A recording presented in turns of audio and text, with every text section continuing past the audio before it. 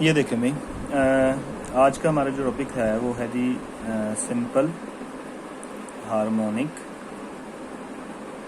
Motion. ठीक है, इसके अंदर मैंने आपको सारा कुछ इसकी डिटेल में बताई, डेफिनेशन बताई है। अब मैं इसको मैथमेटिकली आपको बताऊंगा कि किस तरीके से हमने इसको मैथमेटिकली प्रूव करना है। उसके लिए यहाँ पे मैं एक फिगर जो सी है वो ड्रॉ कर रहा हूँ कि जैसे मिसाल के तौर पे ये एक आपके पास हॉरिजॉन्टल सरफेस है, ये एक स्प्रिंग है और स्प्रिंग के साथ ये एक बॉडी जो सी है वो अटैच है और ये इसकी मेन पोजीशन है जो कि ओ है।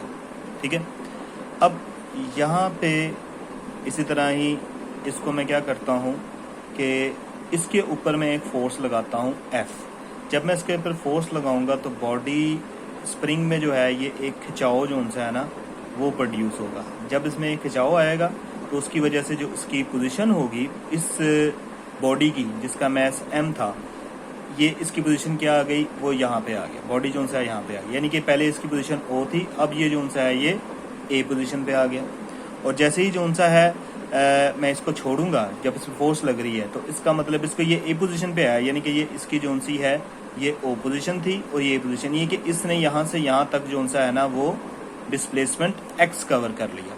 ठीक है, और जैसे ही जो सा है ना मैं इसको यानी कि यहाँ से इसको मैं छोड़ता हूँ, ठीक है, ए पोजीशन से, तो ये वापस जो सा है ना बॉडी बैक ओ की तरफ आएगी और ओ से फिर ये मजीद पीछे की तरफ आएगी और स्प्रिंग में एक कंप्रेशन आएगा। स्प्रिंग में जब एक कंप्रेशन आएगा और बॉडी जो सी है वो यहाँ पे आ जाएगी। जब बॉडी यहाँ पे आएगी तो यानी कि ये जो सी है ये इसकी नई पोजीशन होगी जिसको मैं बी कहूँगा। यानी कि ये जो पोजीशन थी ये ओ पोजीशन थी और ये जो पोजीशन थी ये ए पोजीशन थी। यानी कि ये इस तरीके से मूव करेगा तो ओ से ए की तरफ जाएगा तो इसने यहाँ से यहाँ तक एक्स डिस्प्लेसमेंट करेगा। जब ओ से बी की तरफ जाएगा तो फिर भी ये एक्स डिस्प्लेसमेंट जो सा है ना वो कवर करेगा। अब हम देखें तो यानी कि मैं अगर मैथमेटिकली प्रूफ करूं तो मैं कहता हूं कि बाय हुक्स लॉ, हुक्स ने एक लॉ जो सा है ना वो बयान किया था कि जैसे जैसे हम फोर्स अप्लाई करते रहते हैं वैसे ही वैसे बॉडी या उस स्प्रिंग के अंदर एक एक्सटेंशन प्रोड्यूस होती रहती है, यानी कि उसके डिस्प्लेसमेंट में इजाफा होता रहता है। तो हम यहाँ पे ये कहेंगे कि एफ जो सा है वो प्रोपोर्शनल है एक्स के। ठीक है, एफ प्रोपोर्शनल एक्स मतलब एक चीज बढ़ रही है तो दूसरी बढ़ेगी। फोर्स के बढ़ाने से डिस्प्लेसमेंट बढ़ेगा। लेकिन जब मैं प्रोपोर्शनलिटी का साइन खत्म करूंगा तो जाहिर बात है जब प्रोपोर्शनल का साइन खत्म करते हैं तो हमें एक कांस्टेंट लगाना पड़ता है। जब मैंने प्रोपोर्शनल का खत्म किया तो इज इक्वल टू क्या आ गया मेरे पास के एक्स।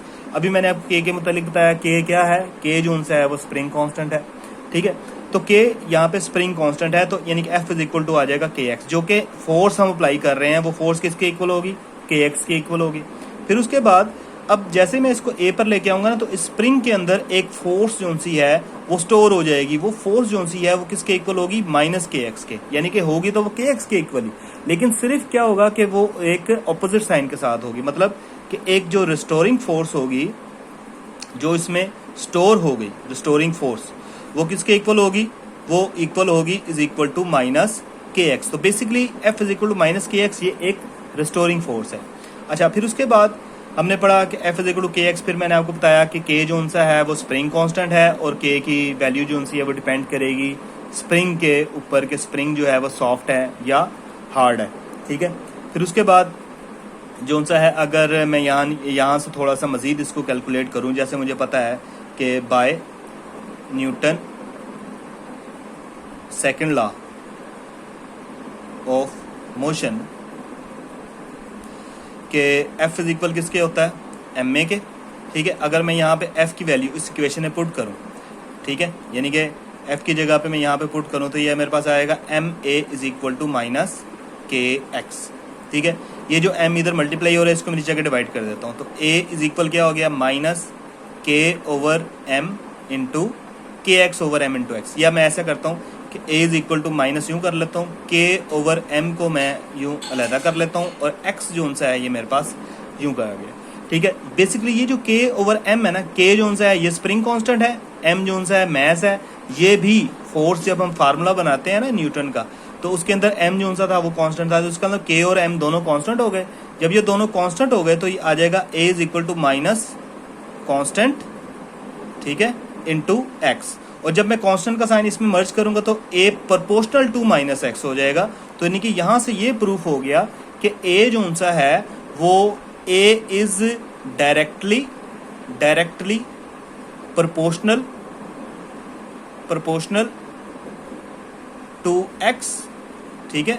ए जो उनसे है वो एक्स के डायरेक्ट प्रोपोर्शनल है, लेकिन माइनस साइन ये शो कर रहा है कि ए की जो डायरेक्शन, मिसाल के तौर पे यहाँ पे जो ए प्रोड्यूस हुआ ना, उसकी जो डायरेक्शन होगी वो किस तरफ होगी, ओ की तरफ होगी। ए जो है वो ये शो कर, माइनस साइन जो है वो ये शो कर रहा है कि इसमें जो डायरेक्शन है एक्सेलरेशन की वो हमेशा उसकी मीन पोजीशन ओ की तरफ ही होगी। तो अगर कहीं पर भी ये चीज अगर सेटिस्फाई हो जाए, ठीक है, तो इसका मतलब है कि ये जो एक mass attach to a spring, एक बॉडी को जब हम एक बॉडी को जब स्पिनिंग के साथ अटैच करते हैं और वो मूव करता है, तो इसकी जो मूवमेंट है वो कैसी है, सिंपल हार्मोनिक मोशन है, क्योंकि ये चीज प्रूफ हो गई।